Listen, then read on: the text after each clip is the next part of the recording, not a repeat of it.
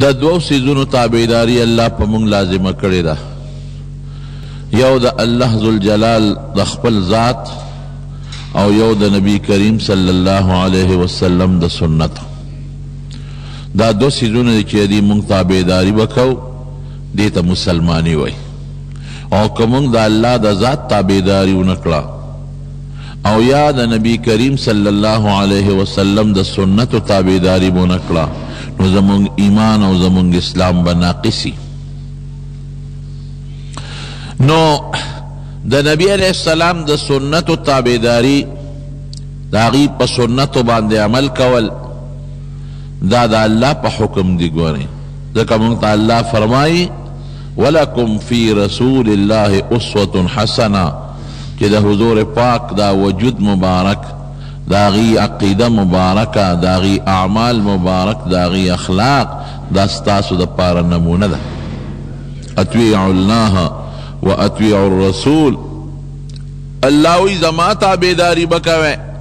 او زما دا پیغمبر تابعداری بکوے نو دا پیغمبر علیہ السلام تابعداری دا حضور پاک دا سنت و تابعداری دا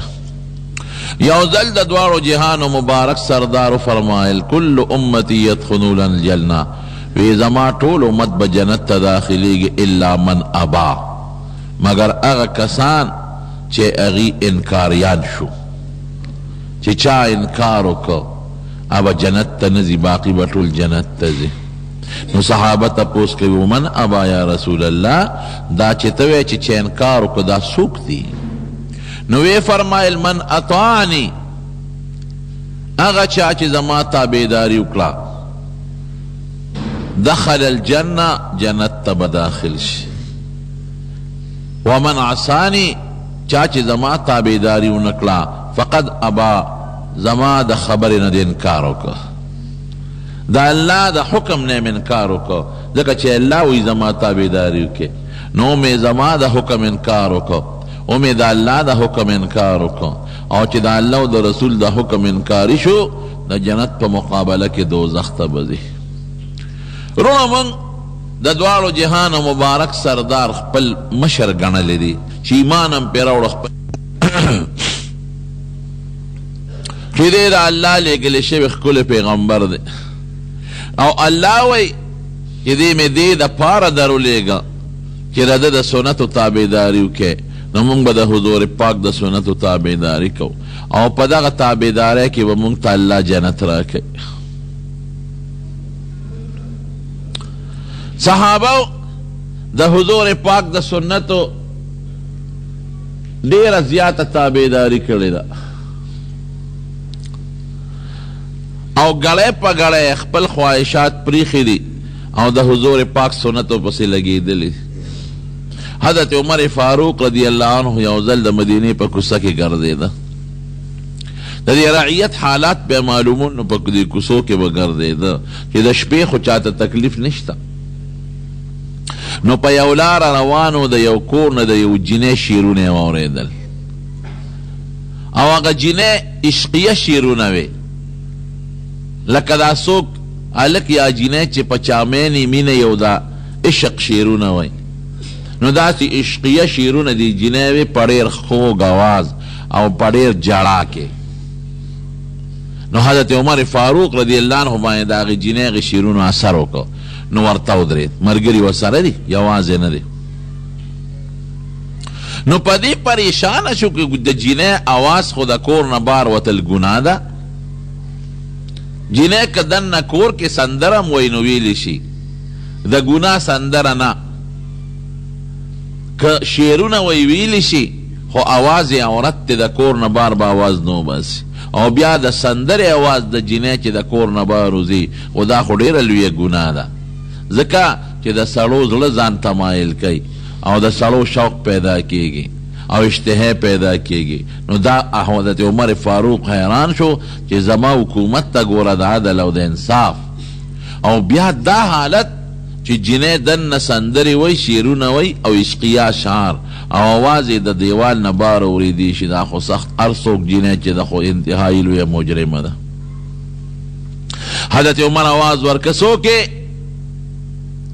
اغی آواز حضرت عمر پہ جند د حضرت عمر فاروق رضی الله عنه دا لږ ډبل و ډبل غټ اواز یې ودرون نو صحابه و اواز پیژند مشهورو په دې اواز هغه جینۍ وپېژن اوهو دا خو امیر المؤمنین زما سندره واورېده او زما شعرونه یې واورېدل اواز دا به څه کېږي نو هغه غریب غلی شو ویرېده چې اواز یې ورنکړه ده دوباره اواز وکړه څوک یې دا شعرونه څنګه وی هغه غریبه نوره پاره پیدا شو وجود یې رپېږي دریم ځل یې بیا هم ولا اواز ورکړه څوک یې جواب راکړه د عشقي شعرونه چې څنګه ته په زوره سندرې وی ګانې موږ به ورته ګانه ووایو او اواز دې بار اورېدلی کېږي دا څه کې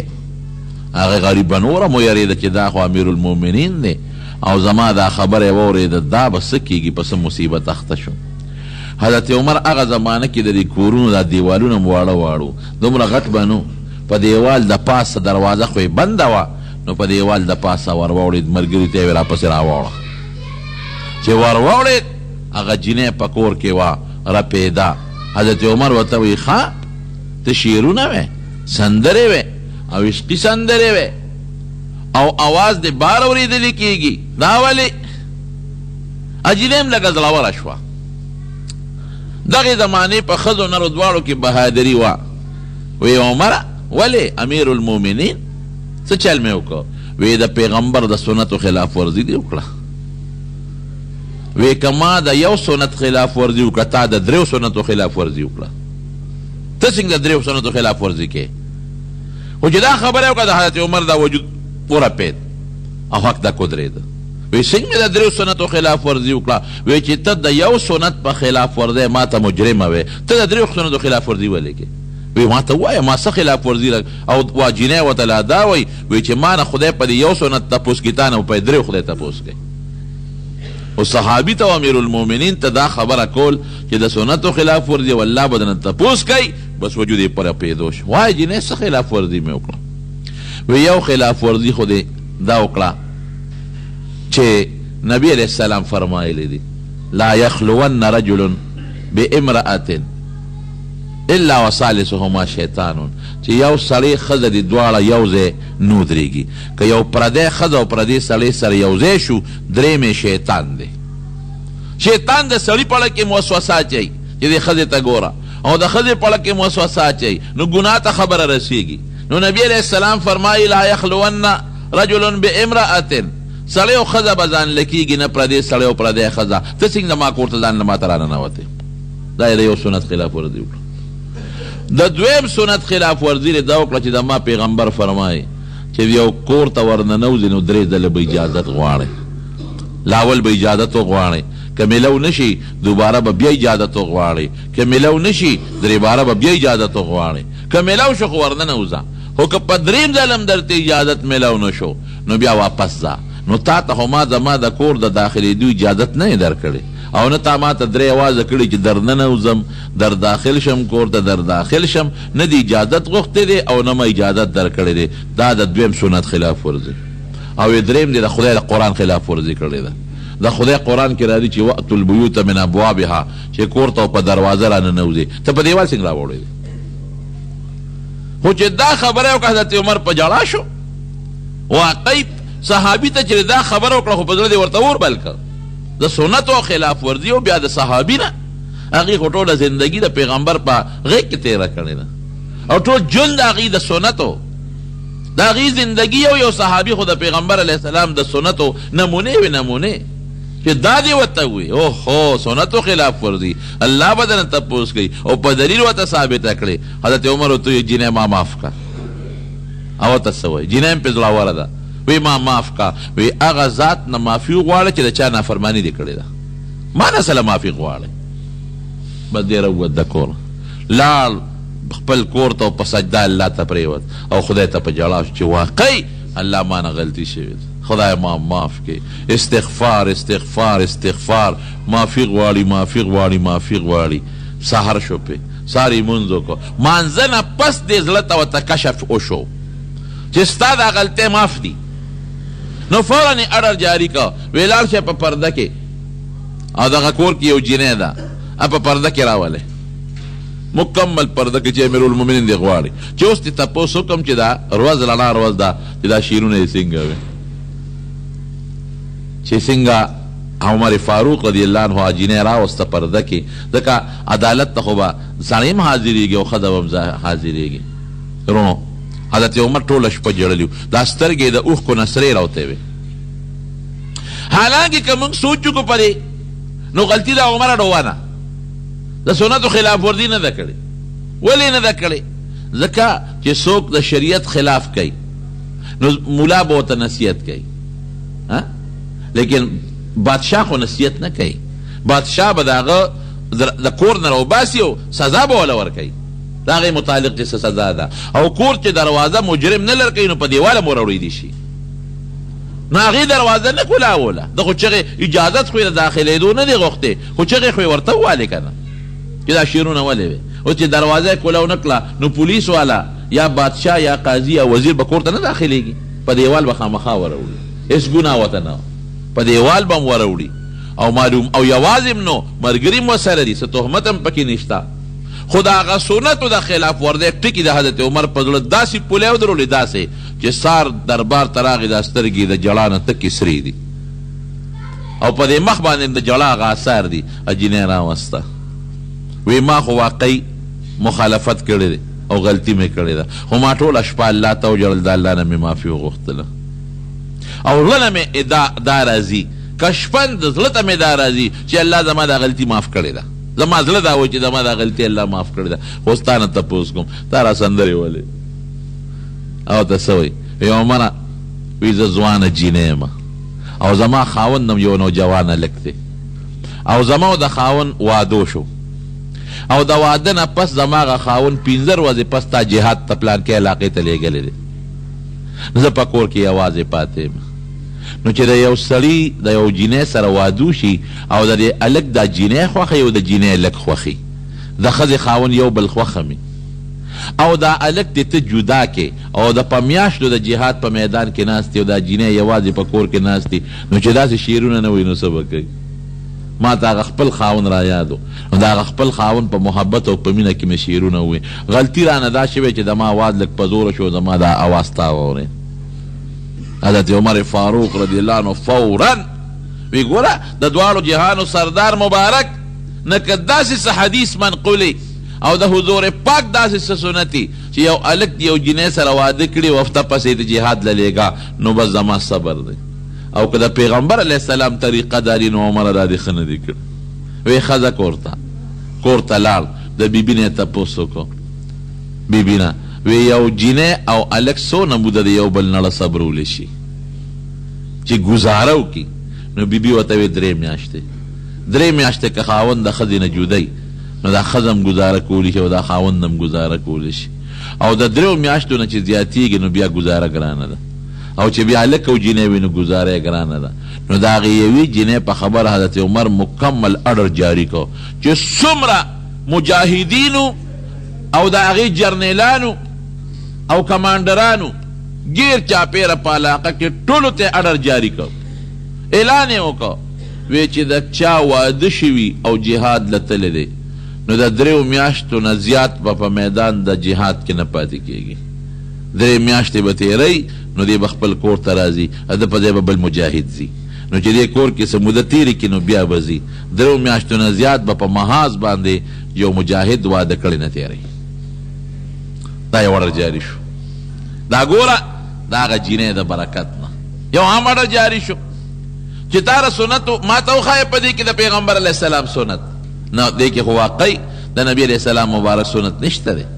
راشه چې سنت په دې کې نشته نو موږ به عرف له راشو په عرف په فیصله وکړو نو خبره مې چې هغه جینۍ حضرت عمر فاروق رضی الله عنه ته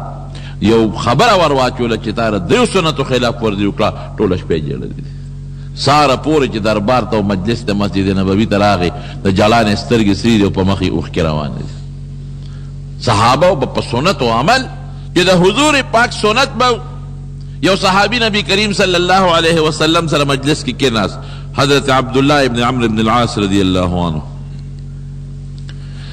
هغه یو صادر په سر کړی و د هغې صادر رنګ د ښځو د جامې په شان دی او نبی علیہ السلام وتی عبدالله وی دا صادر دی سنگ پسر دی اپویشو چې دا پیغمبر علیہ السلام دا تپوس دا د ناراضګۍ تپوس دی بزر د مجلس نه پاسې لاړ او کور تنور بل و هغه صادر یې په تنور کې وغورځه سهار چې راغی دا په ابو داود شریف کې دا حدیث دی سهار چې راغی نبی علیہ السلام دی تپوس وکړه عبدالله صادر دی څه کوه وی صاحب تاسو په انداز پوه شم چې ستاسو نو خوښ نو ما پرون په تنور کې وغورځه وی دا الله بنده تنور کې دی ولې غورځو وی لور له به دې ورکړی بیبي له به دې ورکړی زنانو له به دې ورکړی ځکه د دې رنګ داسې و چې دا د سړو سره مناسب نه دی دا د ښځو سره مناسب دی ګوره دومره د پیغمبر علیه السلام په معمولی نظر چې پوه شو نو غون قیمتي صادر اورته غورځوي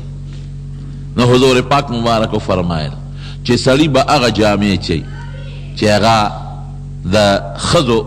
په شان ني په بناوټ کې به هم د ښځو جامه نه اچوي او په رنګ کې به هم د ښځو جامې نه اچوي او ښځې به هغه جامې نه اچوي چې هغه د سړو په شانتې وي که بناوټ یې د سړو په شانتې دا هم ګناه ده او که رنګ یې د سړو په شانتې دا هم ګناه ده دا بالکل ممنوع دی بلکې نبی کریم صلی الله علیه وسلم په دغه سړو او ښځو لعنت ویلی دی لعن الله المترجلات هغه ښځې چې هغوی په جامه کې او په شکل کې د سړو په شان ځان برابروي ویښته لکه د سړو دې زمانه کې ګورې ډېرې زنانه د سر ویښته دا لکه د سړو په شان ته جوړوي په دې د دواړو جهانو مبارک سردار لعنت ویلی دی ګناه کبیره ده یا جامې د سړو په شان جوړوي یا پیزار د سړو په شان جوړوي یا په لاره چې ځي ګرځي لکه د سړو په شان ته ګرځي مترجلات ورته ویل کېږي دا سخت جرم او سخته ګناه او لعنت د نبی علیہ السلام ویلی دی وی د الله لعنت دی پچا المتخنسین من الرجال هغه سړي چې د ښځو په شانته شکل جوړوي سړو ویښته د ښځو په شانته یا جامې د ښځو په شانته یا د جامو بناوټ ډېر هلکان ګورې اوس دقسې جامې اچوي لکه د ښځو رنګونه او د ښځو شان بناوټ په دې د دواړو جهانو مبارک سردار لعنت ویلی دی نورونو د حضور پاک سنت نبی کریم صلی الله علیه وسلم یو مثال ورکوي وی زما او ستاسو داسې مثال دی په مشکات شریف کې دا حدیث دی لکه یو سړی اور بل کې اور وی چې اور کله بل شي دا پتنګان راځي دی اور له خشته ورته ښکاري ښکلې وی دا سړی لګیا دی دا پتنګان د دې اور نه شړي چې اخوا شی مه راځئ ګورې دا اور خو تاسو ته خشته ښکاري خو ګورې منځ کې تبۍ ده لیکن پتنګان د دې سړي خبره نه مني دی نیغ را روان دي او اور ورته ښکلې ښکاري سور مزیدار نو اور ته را روان دي خو چې د هغه سړي خبره ونه منله او دې اور ته رالل پکې ور پرېوتل نو ډوخړه شو سوځېدل وی دقسې زما ستاسو مثال دی تاسو ته دا خواهشات او دا ګناهونه داسې ښکاري لکه اور د لمبې په شان خشته سور نو تاسو په منډه ور روان یې او زه درته یم چې مه راځئ ګورئ دا راته ښکلې ښکاري خشته خو که ورلی نو دننه ګورې تبۍ نه دننه هلاکت دی نو وی تاسو په ما غالب شوی او په دې اور کې ځان داخلوئ نبی کریم صلی الله علیه وسلم دویم مثال ورکوي وی زما ستاسو داسې مثال نه لکه یو سړی یو کور جوړ کړي او په هغه کور کې غشته ښکلې درستخان وغوړئ او قسم قسم خوراکونه پرې د پاسه کېږدي او یو استازي ولیږي چې ورشه دا خلک راوبلئ چې راننوځي په دې کور کې دننه ډوډۍ ده او قسم قسم خوراکونه دي چې هغه وخوري وی چې څوک د هغه استازي خبره ومني خو کور ته به داخل شي او د هغه درستخان نه به خشته ډوډۍ وخوري او که څوک د هغه استازي خبره ونه مني نو کور ته هم داخل نه شو او په کور کې دننه ډوډۍ مو نه خوړه وی دا کور جنت دی دا کور جنت او په دا چې کوم درستخان پکې غوړېدلی دی دا د جنت نعمتونه دي او وی دا چې کوم استازی دی وی دا زیب نو کوئی چا زما خبره ومنله او د جنت دې کور ته داخل شو د جنت خوراکونه به وخوري او که چا زما خبره ونه منله د جنت کور ته به داخل نشي او د جنت مزې او خوراکونه به نصیب نشي نورونو سنت د حضور پاک د هغې تابعداري د جنت ذریعه ده یو ډېر لوی عالم تیر شوی دی امام ابو داود رحمت الله علیه دا حدیث لوی استاذ دی ډېر لوی سړی دی دومره لوی سړی دی چې 24 ګنټې دا حدیثو په تکل کې به 24 ګنټې دا مانا چې په خوب کې او د خوب نه مخکې او د خوب نه وروستو. د دې علماو دا خوبونه هم د محدثینو د احادیثو سره تعلق لري. خوب کې هم دغه احادیثو کې چکرې. نو همیشه د پیغمبر علیه السلام احادیثو درس پې کو. دومره لوی سړی و چې په هغه زمانه کې یو لوی بزرګ و، سهل تستري رحمت الله علیه، لوی بزرګ و. نو هغه یو ځل د امام ابو داود صاحب مجلس ته راغی. چې راغی نو خلکو دته وی صاحب ده ونه پېژن، وی صاحب دا هغه سهل تستري دی، بزرګ چې په بزرګۍ او په نیکۍ مشهور دی. نو امام ابو داود صاحب ورته زر ورپاسېده او ورته غاړه وت. نو هغه سهل تستري ورته وی صاحب زما یو حاجت دی، تاله راغلی زما دا حاجت به پوره کې. امام ابو داود ورته بالکل چې زما په وس کې پوره کوم به. وی ستا په وس کې دی، ما سره وعده وکړه چې پوره کړم. وی ته ما ته ووایه کنه چې زما څنګه په وس کې دی، که زما وس کې خامخا به پوره کوم. وی نه ستا وس کې دی، ما سره وعده وکړه چې زما دا خبره به پوره کې. وی ښځه وعده مې ده چې زما په وس کې پوره کوم به. وایه څه دی؟ وی امام ابو داود وی دا ژبه دې راوباسه چې دلې ښکل کړم. وی زما په ژبه څه کوې چې زما ژبه ښکلې؟ وی ګوره ما سره دې وعده کړې ده، دا ستا په وس کې ده دا ژبه راوښکل، دا راوباسه چې دله ښکل کړم. وی زما ژبه ولې ښکلې؟ وی په دې ژبه ته د پیغمبر علیه السلام د احادیثو درس کې. ته وی قال رسول الله صلی الله علیه وسلم کذا، حضور پاک دا فرمایلی دی، حضور پاک دا ویلی دی، حضور پاک دا کار کړی دی، د دې نه منع کړی دا. نو چې په کومه ژبه ته روزانه د حضور پاک د احادیثو درس کې زړه مې غواړي چې دا د ښکل کوم مزل مې دې پسې کړی دی. او دا کم کتاب چې لیکي زمونږ په لویه دوره کې طالبانو ته دا کتاب مونږ ښایو، سنن ابي داود. د دې کتاب متعلق هغه خپله لیکي، وی چې د چا په کور کې زما دا کتاب موجود دی، وی دې دې داسې وګڼي لکه د په کور کې پیغمبر علیه السلام موجود دی او د سره خبرې کوي. من کان فی بیته کتاب ابی داود، د چا په کور کې د ابو داود کتابی، فکأنما فی بیته نبی یتکلم، داسې دې وګڼي لکه پیغمبر زما کور کې موجود دی او ما سره خبرې کوي. څومره لوی سړی، د احادیثو لوی امام. لیکن یو ځل د دریاب په غاړه ولاړ دی، یو سړي انټوشې وکړ. هغه سړی په یو بحري جس کې یو بحري غټه کښتۍ وه، په هغې کې و. هغه چې انټوشې کو نو بعضې وخت چې سړی انټوشې کوي نو مسله د دین هم دا ده چې دې کوشش وکړي چې دا مخ پټ کړي، په لاسو باندې پټ کړي یا په څادر یې پټ کړي، او یا که خلک یې د خلکو نه مخ بل طرف ته واړي، ځکه دې سره د خولې نه لاړې وځي نو چې بل مسلمان ته ضرر لاړ نه شي. او بل دا دی چې سړی پې بدي ښکاري. نو بیا د شریعت مسله دا درونو ګورې دا سنت معلوم کړئ ښه چې په دې عمل وکړو. نو چې دې انټوشي وکړي نو دې ووایي الحمدلله، دا لفظ دی وایي الحمدلله، دا معنا چې الله له ثنا ده. دا ولې دې وخت کې وایي الحمدلله؟ ولې وایي؟ نو یو وجه خو یې دا ده چې لیونی انټوشي نه کوي، روغ سړی انټوشي کوي. نو چې دا انټوشي وکړه نو دې وایي شکر دی خدای تعالی ثنا ده چې لیونی نه یم او روغ دې پیدا کړی. بل د انټوشي سره د بره نه د دماغو نه دا نزله او دا رطوبات دا بار روزي، نو دی به د خدای حمد او شکر دی خدای انټوشي مې وکړه چې په دې مخ کې او په دې تندي کې مې کم ګند چې هغه ته بار روت. او درېیمه وجه څه ده؟ درېیم دا ده د انټوشي وخت کې د سړي دا شکل بالکل بدل شي. که تا ځان ته پینه کې وکتل ځان نه به مو یریږي،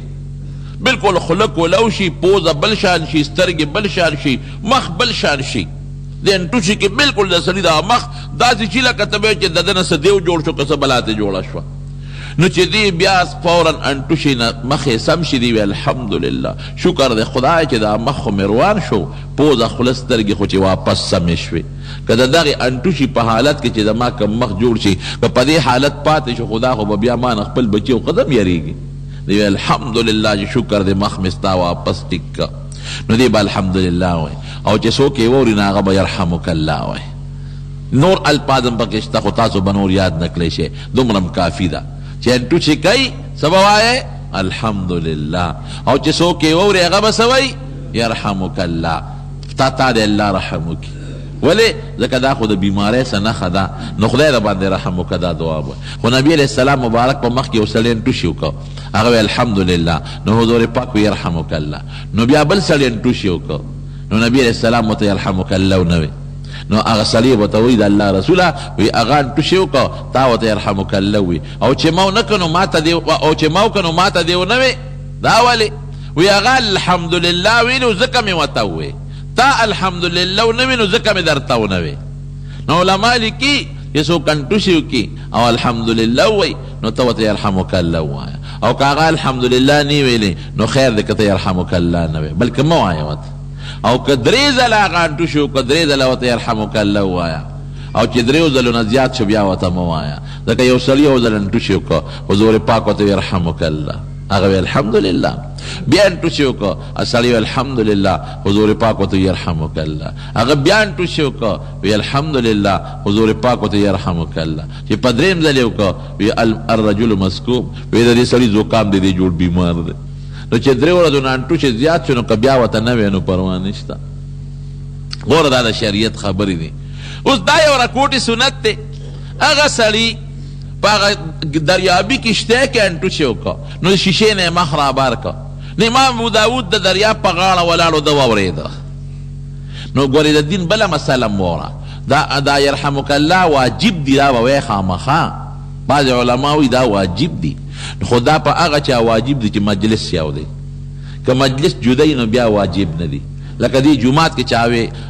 انټوشي وکړه نو د جماعت ته خلک به ورسره یرحمک الله وایي، او که په دې لاره څوک روان دی هغه یرحمک الله ونه وایي نو پروا نشته، هغه مجلس جدا دی. نو چې دې سړي په دې دریابي کشتۍ کې وی انټوشي وکړي الحمدلله، امام ابو داود د دریاب په غاړه هغه واورېد. اوس مجلس یې جدا دی، کشتۍ کې د دریاب په غاړه، که دې یرحمک الله هم نه وایي څه ګناه پې نشته، لیکن بیا هم وایي یاره ودرېږه د پیغمبر په دې سنتو عمل کو. نو هغه یو کشتۍ خو دریاب په منځ کې وه، یو رکوټې لانچ والا ولی کشتۍ والا ته اشاره وکړه دې خوا راشه. وی دې غټې کشتۍ ته به ما په 100 پیسو بوځې، وی په 3 درهمه 3 روپۍ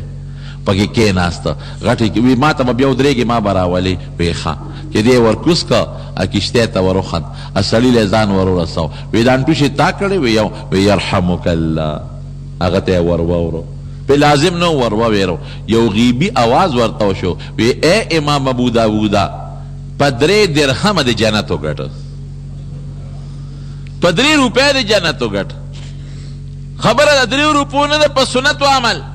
په 3 روپۍ یو سنت جم دی که د پیغمبر علیه السلام. هغه کشتۍ کې چې نورو خلکو کتلي اوهو هلکه 3 روپۍ د یو سنت دپاره ورکړئ، هغوی به پې څونه عمل کړي، جنت ته ځان له وګټه. دا حدیث لوی استاد لوی عمل، او دا پوټې نه غوندې د سنتو تابعداري د دواړو جهانو مبارک سردار فرمایي. ګوره عقلي یو حدیث وایي خو عقل له پکې لوی دخل دی. من احب سنتي فقد احبني، وی چا چې زما سنتو سره مینه وکړه ما سره یې مینه وکړه. سنت طریقې ته وایي. چا چې د پیغمبر طریقې سره مینه وکړه، چا سره مینه ده؟ پیغمبر علیه السلام سره. چې زما په طریقې چا خوښوي خو ما سره یې مینه ده که نه. ومن احبني کان معي فی الجنه، وی چې چا ما سره مینه وکړه جنت کې به ما سره ملګري وي. دا مطلب نه دی چې جنت ته به ځي، نه، جنت کې به زما ملګري وي، ما سره به یو ځای په جنت کې وي. یو لوی شاعر په ایران کې بیدل نوم و بیدل، ډېر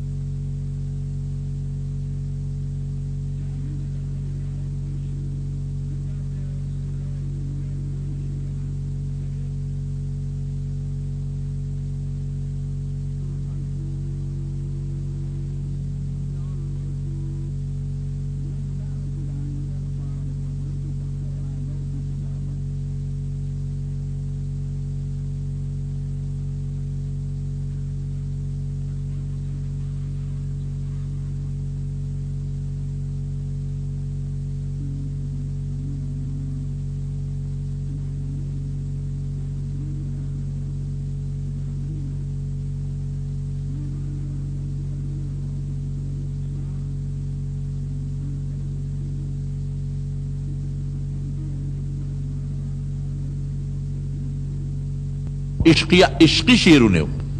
ډېر مزیدار او خشته د عشق ډک شعرونه.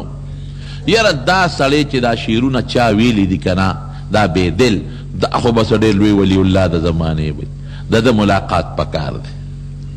ځکه ډېر د عشق د نبی علیه السلام او د الله د عشق خشته خشته شعرونه او خشته خشته نعتونه یې جوړ کړي دي دا به ډېر لوی بزرګي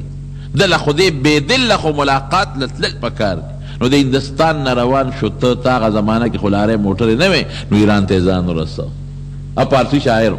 چې تپوس یې وکړه د بېدل وې دا مخامخ یې کور دی نو چې دروازه یې ورته وواله اوله راووته ده خو دا خیال و چې دا شعرونه یې ډېر خشته دي مزېدار دي اعلی ښکلي شعرونه دي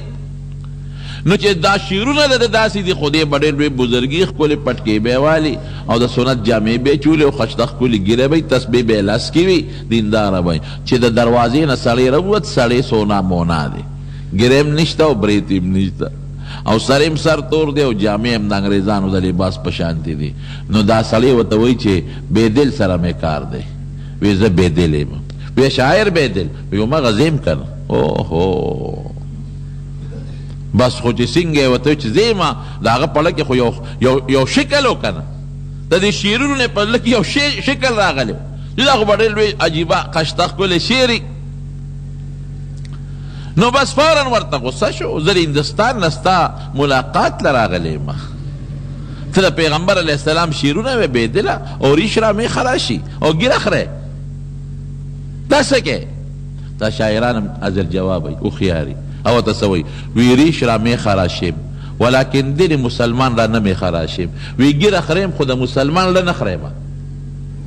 ګیره خو خریم خو د مسلمان له نه خریم لکه مسلمان ته ضرر نه رسو بعضې خلک اوس هم دا وایي که ته ورته یاره وره ته خو ګیره خرې او دا ولې کې یاره وایي ګیره خرې خو ستا په شانتې نیم ښه نور عمل مې ټیک دی نور نه دی موږ څه خبر یو موږ خو دې ظاهر ته ګورو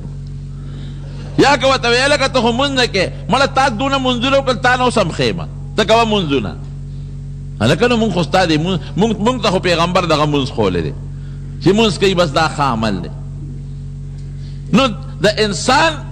عمل چې باندې یو سړی اعتراض وکړي چې دا ګناه کوي نو موږ د خپلې ګناه دا نه وایو او یاره یو سړی دې ګیره خوري او ته ورته ګیره خورې داسې مه وایه داسې وایه او یاره بېشک دا ګناه کوم ما ته دا وکړه چې خدای توفیق راکړي دا ښکلې خبره یا د الله نه زه سوال کوم چې خدای پاک توفیق راکړي یا یو سړی دی او جامې د انګریزانو دي او ته ورته وایې د انګریزانو ما جامې دې اغوستې دي هلته څه وایي زه مړه تا څه کوم داسې دغه شړی اباد یې کړی او کوم جومات ته اباد کړ خدای پاکه ښه نه ده چې تا ته نصیحت کوي په دې غوسه کېږي ولې چې تا ته ویې لباس د انګریزانو دی یاره واقعي ښه نه ده ګوره ګناه ته ګناه ویل دا هم جرم دی خو چې ګناه ته ګناه وی ممکن د خدای به دې واړی خو چې په ګناه فخر کوې او څوک درته وایي دا ګناه مه کوه هغه له رټ جواب ورکړې په دې ګوره الله ډېر زیات خفه کېږي نو هغه وله اوس څه وایي او ورته وایي چې ښه ریش را مې خراشیم ګیره خو خوریم دل مسلمان را نه مې خراشیم وی د مسلمان زړه نه خریم چا ته ضرر نه رسوم دا هندوستاني ورته څه وایي وی غلط گفتی دروغ دی وی غلطه دی وی دل رسول الله را مې خراشي د پیغمبر زړه دې خریلی دی ته خو د پیغمبر زړه په زړه چاړه راکاږي او ته د مسلمان را نه خریم بس بې دل حیران سنت و اتباع د پیغمبر سره مینه ده سنت و خلاف ورزي د پیغمبر دشمنی ده نه د ایران نه خفه کېږې ما بعضې وروڼه به کیدای شي د ګیرې په خریلو کې مبتلی زه به د خدای نه سوال کوم چې خدای توفیق ورکړي خیر دی په دې مه خفه کېږې خدای به توفیق درکړي انشاءالله د ایران نه دوه کسان استازي راغلل پیغمبر علیه السلام له کافران په دې خبره سوچ وکړئ ښه کافرانو مسلمانان نو چې نبي علیه السلام او دواړو ګیرې خریلې وې چې نبی علیه السلام لرال مخې ته بل طرف ته واړه حالانکه کافر چې یو عمل کوي نو خو کافر دی که نه هغې ګیرې خریلې وې حضور پاک مبارک ته مخ بل طرف ته واړه وی دې سره تاسو خبرې وکړئ صحابه ورته وې ما نه یې خوا کې دا ګیرې ولې خرئ رسول الله مبارک فرمایي احفو الشوارب برېت لنډ کې برېت واړه کې په قینچې کټ کې لنډې کې واعفو اللحا ګیرې ګاڼې کې ګڼوالی لفظ دی پکې ګڼوالی واعفو اللحا ګیرې ګاڼې کې دا د پیغمبر علیه السلام مبارک وینا او زمونږ د یو کتاب لیکي طریقه محمدیه یو کتاب دی ډېر مزېدار ښکلې واقعات د عبرت خبرې دي پکې هغې کې یو روایت راوړی دی وی چې څوک حج له لاړ شي او د مدینې منورې ته لاړ شي د حج نه مخکې یا وروستو او هلته پیغمبر علیه السلام مبارک ته مخامخ ودرېږي او سلام پرې واچوي او ږیره یې خریلې وي په قبر مبارک کې دننه د پیغمبر علیه السلام مخ بل طرف ته اړی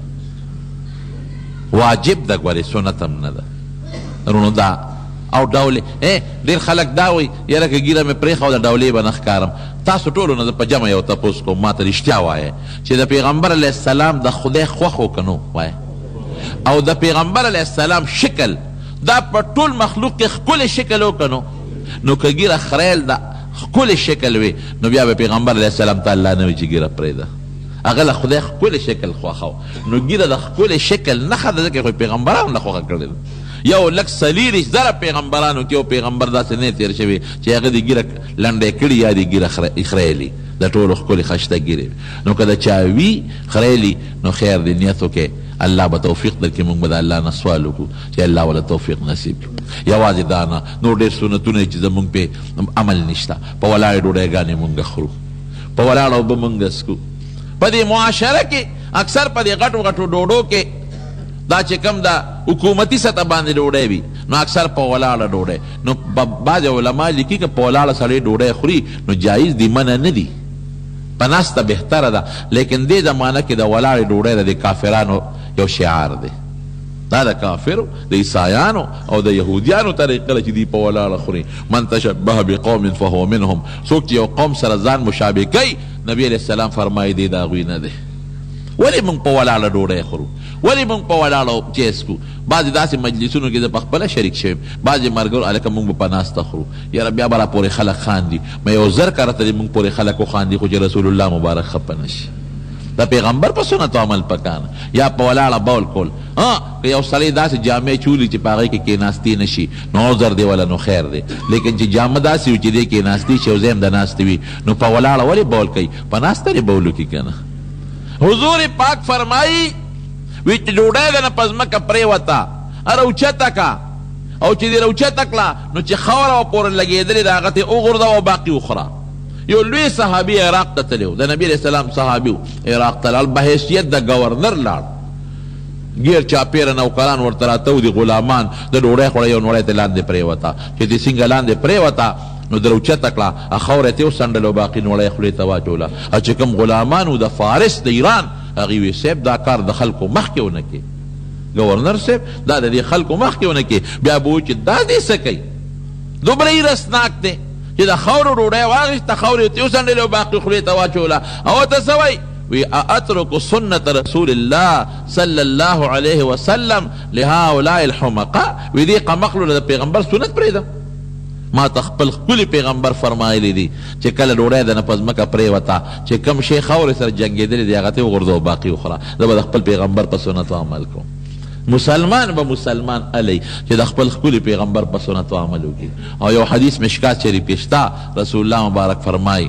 من احیا سنتی چا چې زما سنت جم دی که عند فساد امتی امت فاسد دی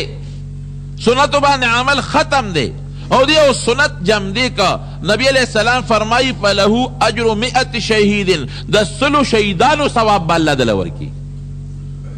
100 شہیدانو ثواب دی زمانہ کی زمون پا خادو کے او زمون پا غمونو کے د سنت خلاف ورزی شروع دا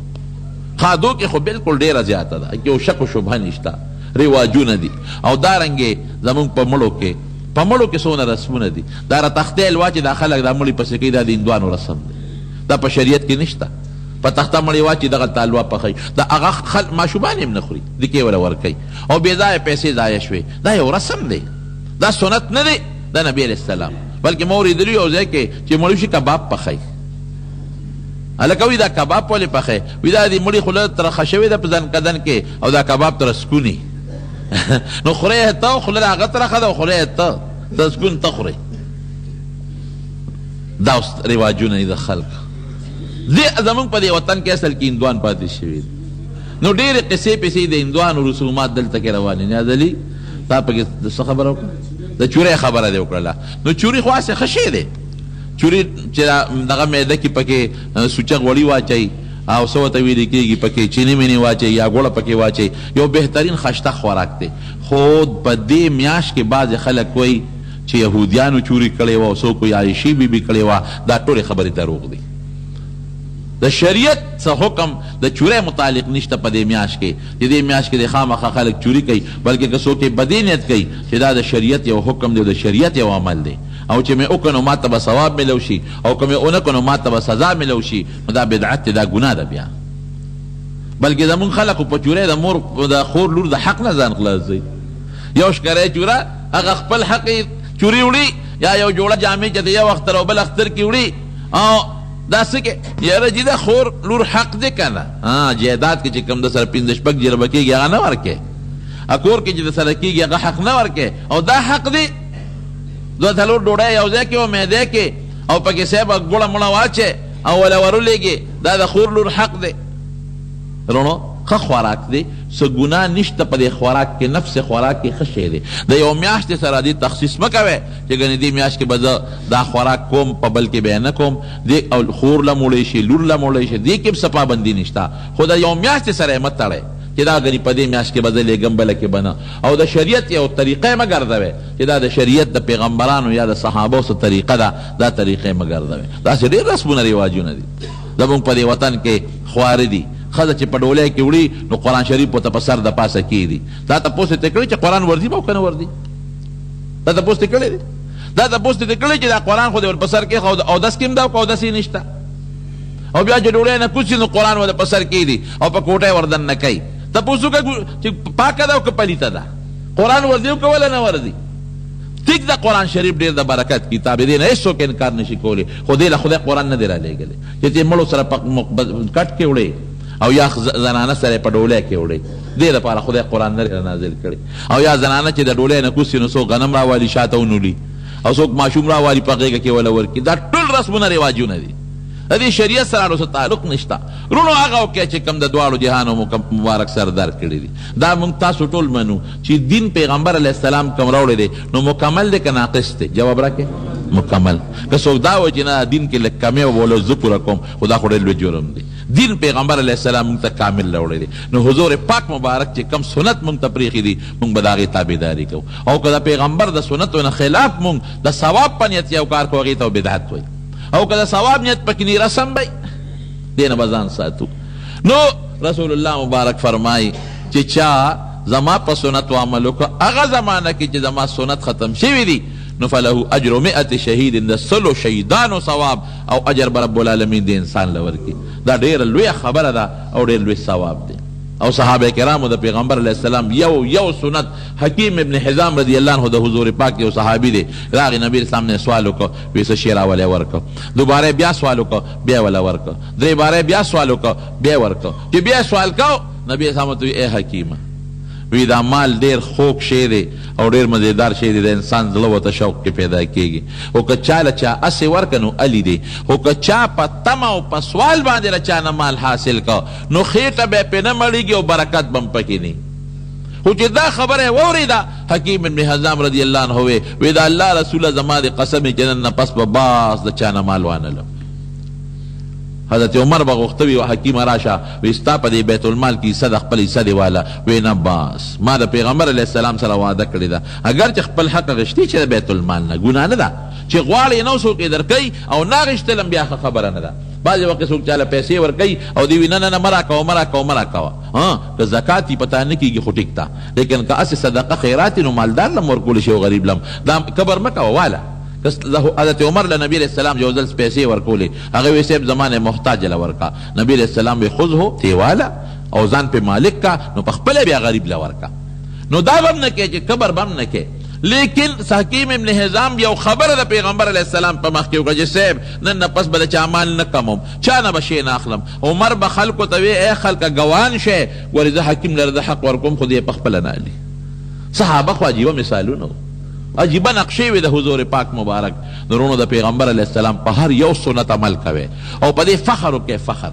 چې یو انګریز د خپل انګریز په لباس باندې چې هغه نیم لنډې بونډې لباس دی په هغې فخر کوي. زه د خپل پیغمبر په لباس ولې فخر ونه کوم؟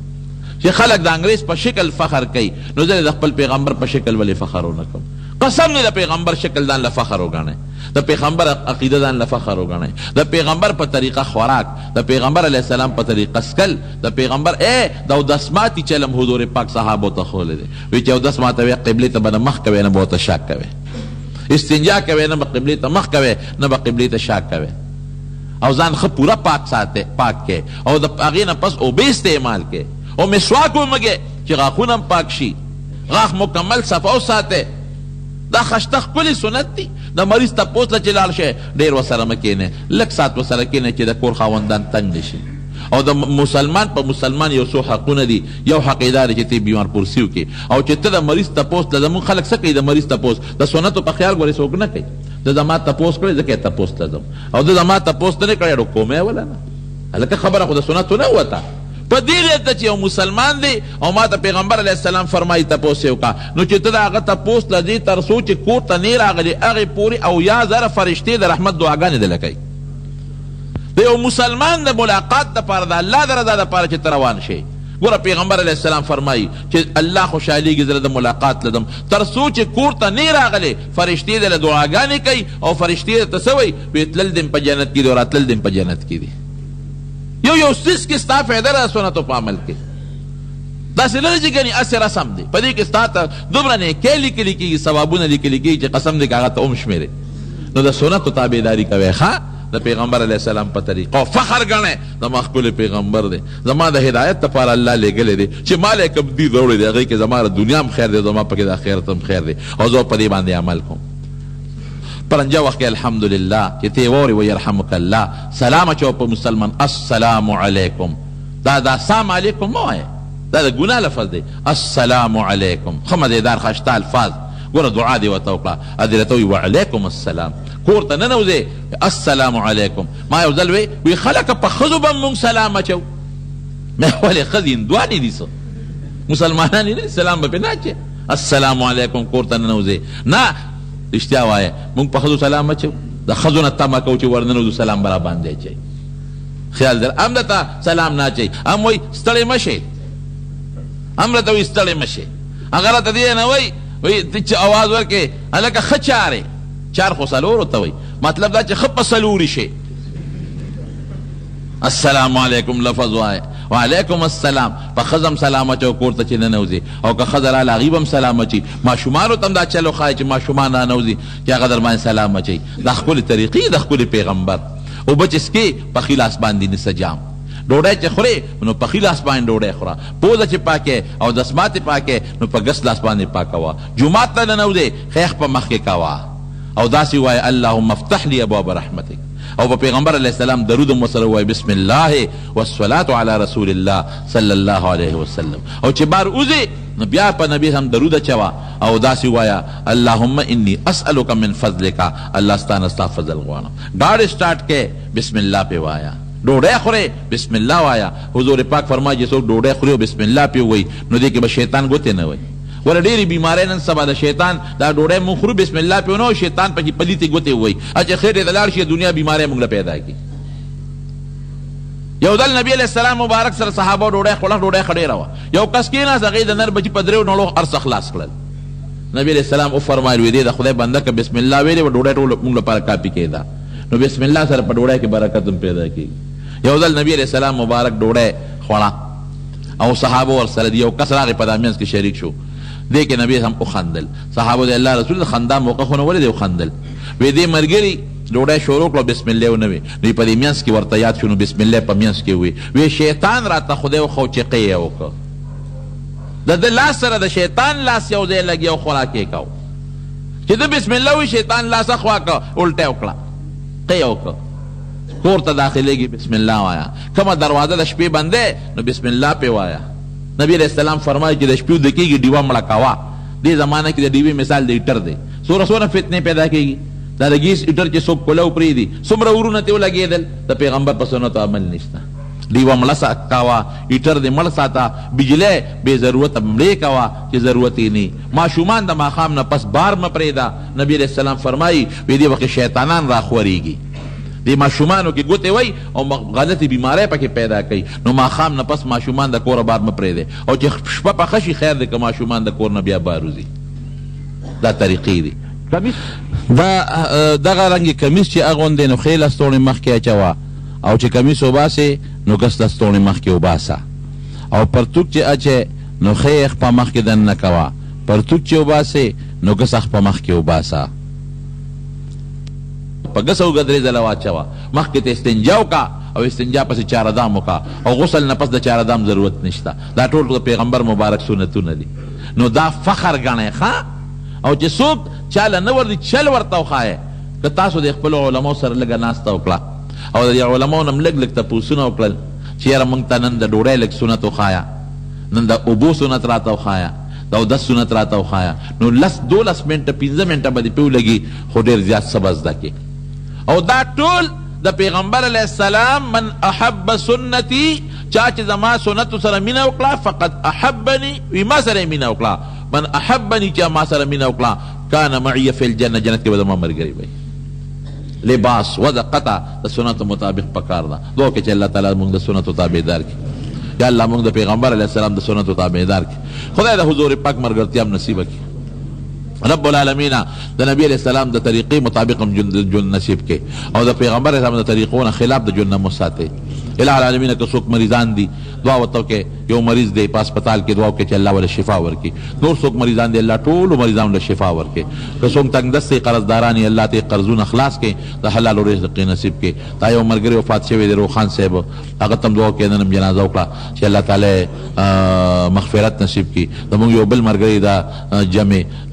اعظم خان ضرور داغه والده وفات شو مخکې ورځو کې دعا وتو کې چې خټ کې چې الله تعالی مغفرت نصیب کړي نور څومره مردگان وفات الله ټول مغفرت نصیب کړي الله چې څوک جمدي دي موږ له اسلام او د ایمان د هدایت ژوندګي نصیب کړي خدای د دنیا او د آخرت د فتنو نه مساته او د شرونو نه مساته او د مخلوق د شر نه مساته زموږ په عمرونو کې زموږ په مال اولاد کې برکت واچي اخر کې په خپل دا کلمه نصیب کړي لا اله الا الله محمد رسول الله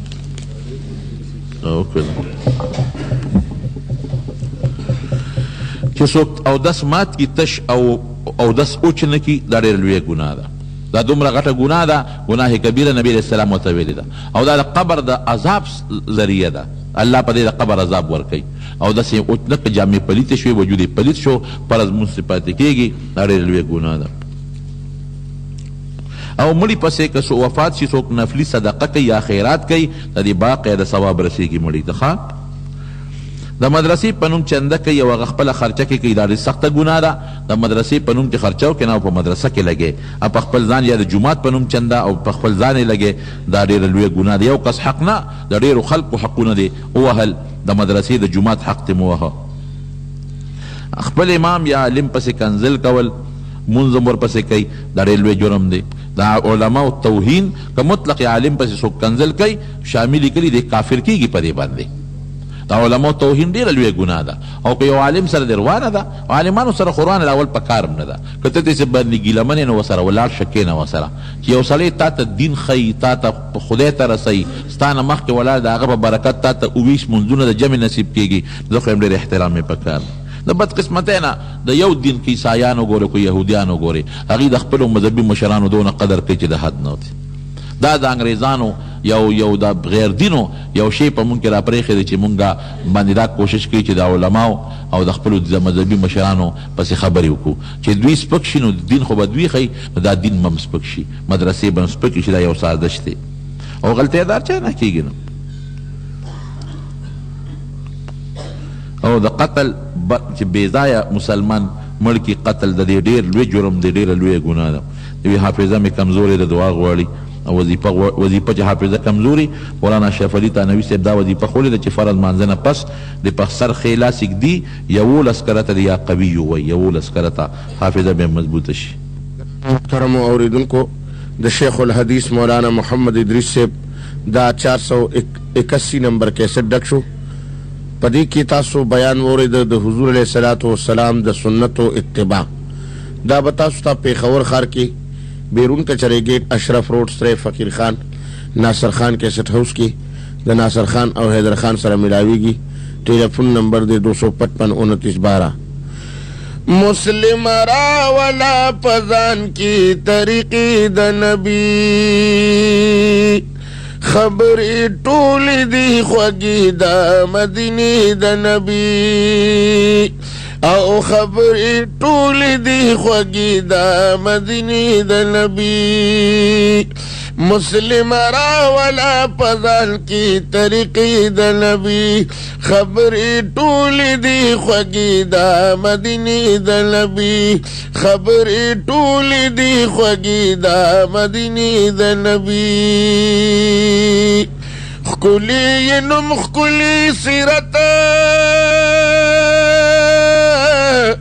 خکلی خویونه لري او په بشریت کې دا انوارو صفتونه لري لکه د مشکو خوشبویی لري خولې د نبي لکه د مشکو خوشبویی لري خولې د نبي مسلم راولا پزل کی طریقې د نبي خبرې ټولې دي خوږې د مدینې د نبي خبرې ټولې دي خوږې د مدینې د نبي مسلم راولا پزل کی طریقې د نبي خبرې ټولې دي خوږې د مدینې د نبي خبرې ټولې دي خوږې د مدینې د نبي د معجزې که تپوس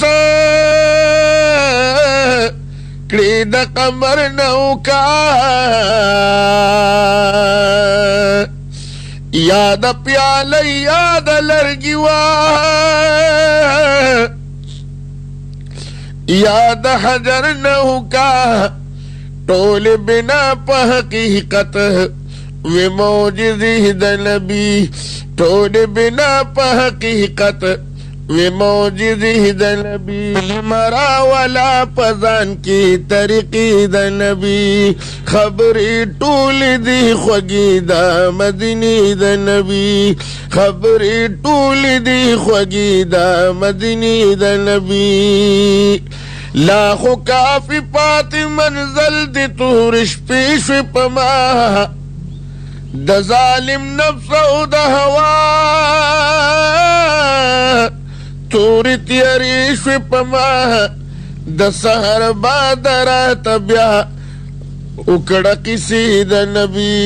د سحر باد راته بیا وکړه کیسې د نبي مسلم راولا پزال کی طریقې د نبي خبرې ټولې دي خوږې د مدینې د نبي خبرې ټولې دي خوږې د مدینې د نبي مسلم راولا پزال کی طریقې د نبي خبرې ټولې دي خوږې د مدینې د نبي د انګریز کپنے شراب